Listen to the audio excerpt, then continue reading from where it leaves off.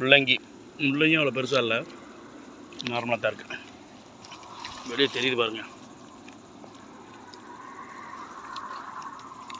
என்னமோ பிடிங்க மாதிரி இருக்கு, என்னமோ பிடிங்க இருக்கா என்னன்னு தெரியல. அதுவோ வெளியே கிடக்க பிடிங்கி போட்டிருக்கு. நான் எதுவும் பிடிங்கி போட்டுருந்தில்ல பாருங்க. அப்புறம் முள்ளங்கி இது, தக்காளி மிளகாய், அதுக்குள்ளேயே வரப்பில் முள்ளங்கி.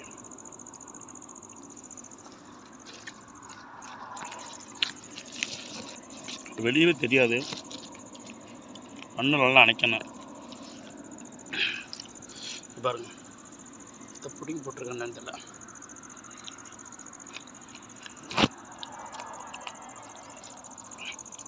முள்ளங்கி நாய் தான் பிடிங்கி போட்டுருக்கும் போல.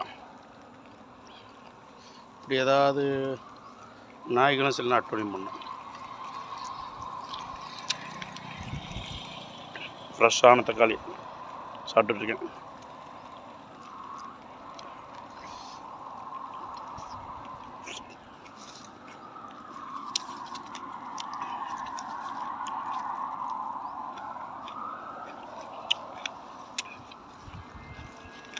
மல்லி பாருங்க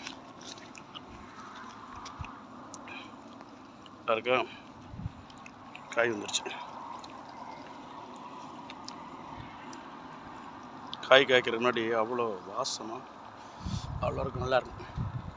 இதை பாருங்க, இப்படி ஏதாவது ஒரு வரப்பை போட்டிருப்பாங்க மல்லியை.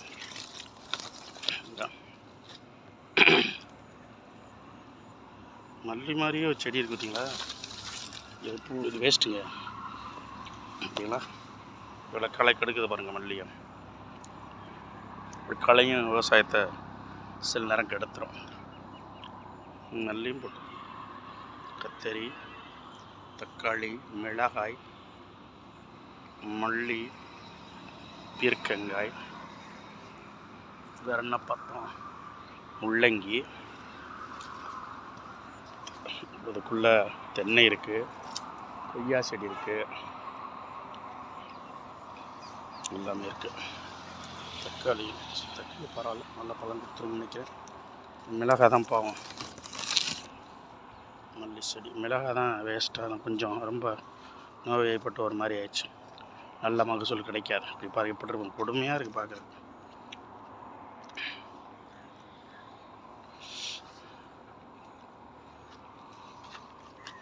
எல்லோருக்கும் மாலை வணக்கம். ஞாயிற்றுக்கிழமை மாலை வணக்கம். எல்லோருக்கும் வணக்கம் வணக்கம் வணக்கம்.